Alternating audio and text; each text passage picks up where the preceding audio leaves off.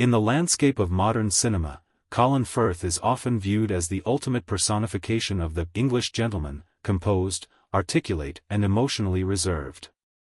However, at 65, a closer examination of his trajectory reveals a narrative defined by profound professional isolation and the quiet dissolution of a decades-long personal foundation. While the public sees an Oscar-winning icon, the factual reality of Firth's recent years involves navigating the fallout of a highly publicized marital betrayal and a shifting industry that seems unsure of where to place a classic leading man in a digital age. Is the perfect gentleman a role he played so well that the man behind the mask was left with nowhere to go when the cameras stopped rolling? To understand the weight of the present, one must first examine the meticulous construction of the past. Colin Firth's ascent to the pinnacle of global cinema was not a product of chance or mere charm, it was a deliberate, almost architectural feat of professional discipline. Born into a family of academics, Firth's foundation was rooted in intellectual rigor. This was further refined at the Drama Centre London, an institution notorious for its grueling, method approach, where he was a contemporary of other acting powerhouses. It was here that Firth began to master the art of the repressed man, a character study in silence, where the most profound emotions are signaled by the slight tightening of a jaw or a flicker of the eyes. This mastery found its ultimate vessel in 1995 with the BBC's adaptation of Pride and Prejudice. While the world focused on the famous lake scene, the factual success of his portrayal of Fitzwilliam Darcy lay in his ability to embody a very specific British ideal, the man of high moral fibre who considers his internal struggles secondary to his social duties. This role didn't just make him a star, it created a cultural archetype. For decades, Firth became the primary envoy of this image, a journey that culminated in his Academy Award-winning performance in The King's Speech. As King George VI, Firth portrayed a man literally struggling to find his voice while burdened by the immense weight of an empire. However, the psychological cost of being the world's favorite gentleman was significant. By specializing in characters who refused to complain or explain, Firth's professional brand began to dictate his public reality. The factual record of his career shows a man increasingly pigeonholed into roles of stoic suffering. In the eyes of the public and the industry, Colin Firth was no longer just an actor, he was an institution of stability and decency. Yet, institutions are built to withstand pressure, not to express it. This curated persona of the impeccable gentleman left very little room for the messy, unscripted vulnerabilities that come with the human experience. As he moved into his 50s and 60s, the gap between the stoic icon and the actual man began to widen. He had successfully built an impenetrable fortress of a career, but in doing so, he had inadvertently crafted a cage. The very traits that made him a global treasure, his reserve, his dignity, his silence, were the same traits that would make his upcoming personal trials so much harder to navigate in the glare of the public eye.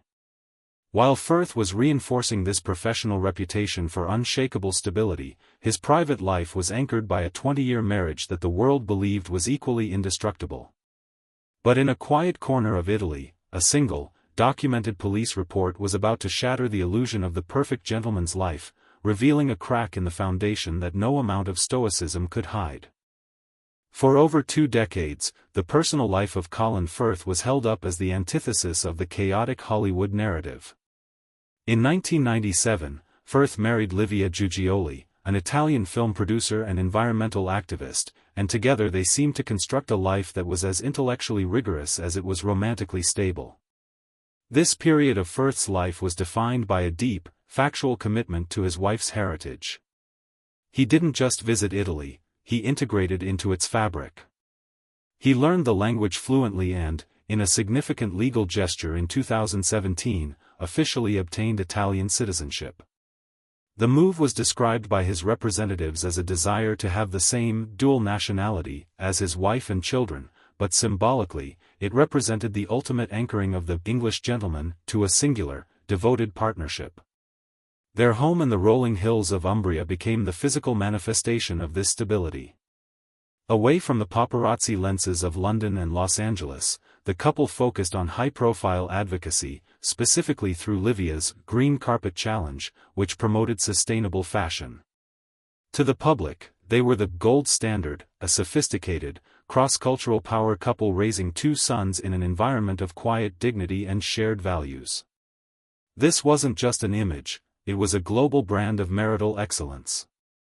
However, the psychological reality of maintaining such a perfect facade often requires the suppression of internal fractures.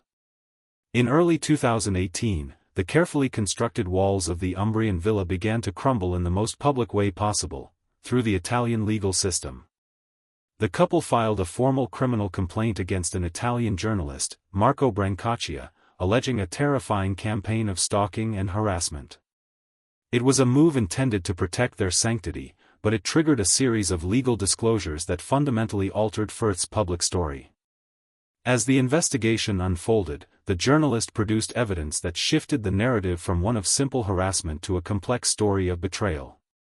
Faced with mounting pressure, a joint statement from the couple was forced into the public record, confirming a shocking truth. Between 2015 and 2016, during a previously unannounced private separation, Livia had engaged in a year-long affair with Brancaccia, a man who had been a childhood friend. The revelation was a staggering blow to the Umbrian illusion. The factual timeline now showed that while Firth was winning accolades for playing men of unimpeachable honor, his own domestic life was navigating a labyrinth of secrets, temporary separations, and external romantic entanglements. The gentleman who specialized in doing the right thing was suddenly the protagonist in a very real, very messy drama of infidelity. The legal battle was originally intended to be a shield to protect their privacy, but it inadvertently became a spotlight. As the intimate details of the affair and the subsequent harassment began to flood international tabloids, the world turned its eyes toward the king of stoicism, waiting to see how a man who built his career on composure would survive a humiliation that was now part of the permanent public record. The aftermath of a scandal is often more taxing than the revelation itself, and for Colin Firth, the year 2018 marked the beginning of a slow, agonizing public dissolution. Following the legal disclosures in Italy, the narrative of the perfect marriage was irrevocably broken. While many Hollywood couples might have opted for a swift, quiet exit, Firth and Livia Giugioli initially attempted a reconciliation. However, the factual record shows that the weight of the stalking investigation and the constant media postmortems of the affair created a toxic environment for a man who prized privacy above all else.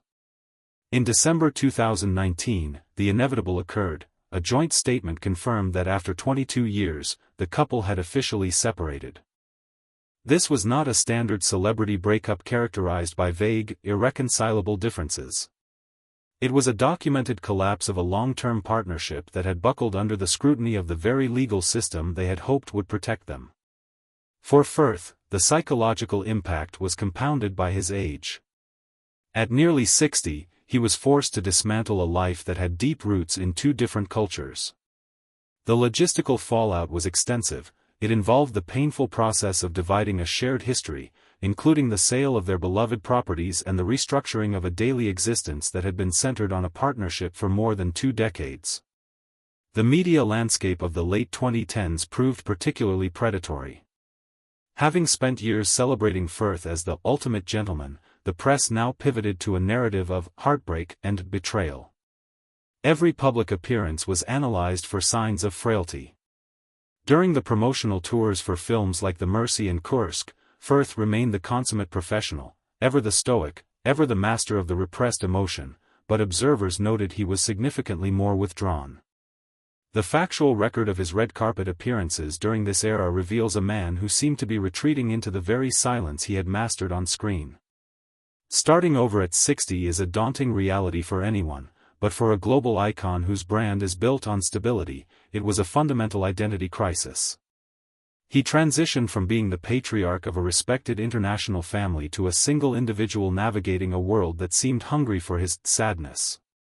The psychological toll of this transition cannot be overstated. The man who had played so many characters finding their way back to a home now found himself without one, at least in the emotional sense. He was a man out of time, standing in the wreckage of a 22-year foundation, trying to determine what remained of the person behind the persona. As the dust finally began to settle on the ruins of his marriage, a second, equally formidable challenge emerged from the shadows.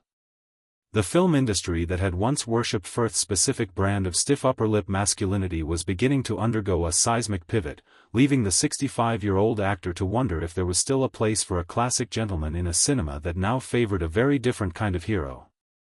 In the current chapter of Colin Firth's life, the grand spectacles of period dramas and high-stakes thrillers have largely been replaced by the quiet room, a metaphorical and professional space defined by intimacy, reflection, and a starker form of reality. At 65, Firth occupies a unique and somewhat isolated position in the cinematic landscape. The industry that once relied on his leading man status has pivoted toward a digital-first era, dominated by younger stars and franchise-driven narratives. Factual data regarding his recent filmography reveals a distinct shift. While he remains a sought-after talent, his major theatrical releases have become less frequent, replaced by selective, character-driven projects that mirror his own stage of life. A primary example of this is the 2020 film Supernova, where Firth delivered a career-defining performance as a man caring for his partner, played by Stanley Tucci, who is battling early-onset dementia. The film is devoid of the grand speeches or heroic gestures that defined the King's Speech. Instead, it focuses on the factual, daily erosion of a life shared, the logistics of care, the silence of a camper van, and the profound grief of losing someone while they are still standing in front of you. Critics and psychologists alike noted the parallels between this role and Firth's own experiences with the slow dissolution of a 20-year foundation. He is no longer playing the man who wins the heart of the heroine, he is playing the man who survives the loss of the life he knew. Living now in West London, Firth's day-to-day existence reflects this theme of quiet dignity. He is frequently spotted by locals navigating the neighborhood alone, attending small events, visiting bookshops, or simply walking, maintaining the same composed, gentlemanly exterior that has always been his shield. However, the tragedy of Colin Firth, as viewed through a documentary lens, is not a single explosive event but rather the factual, cumulative weight of transition. It is the loss of a 22-year marriage that was once his North Star, the natural cooling of a white-hot career momentum, and the psychological burden of being a gentleman in an era that increasingly prizes raw transparency over dignified restraint. As he approaches his late 60s, Firth stands as a living testament to a vanishing archetype. He has mastered the art of the repressed man so thoroughly that the world may never truly know the depth of his personal processing. He has navigated public betrayal, legal battles, and professional shifts without a single unscripted outburst or tell-all interview. This commitment to the code is both his greatest strength and his most profound isolation. He has spent a lifetime giving voice to the voiceless and composure to the broken, but as he sits in the quiet room of his own life, he is faced with the ultimate reality: the gentleman must eventually find a way to exist for himself, away from the shadow of the characters he so perfectly portrayed. Having spent an entire career portraying men who master their emotions for the sake of duty, Firth now faces his most difficult performance yet, living a life that is truly his own, unburdened by the weight of a public mask. As the cultural definition of masculinity shifts toward vulnerability, one question remains: how will the legacy of the English gentleman survive in a world that no longer values the silence he has spent 40 years perfecting?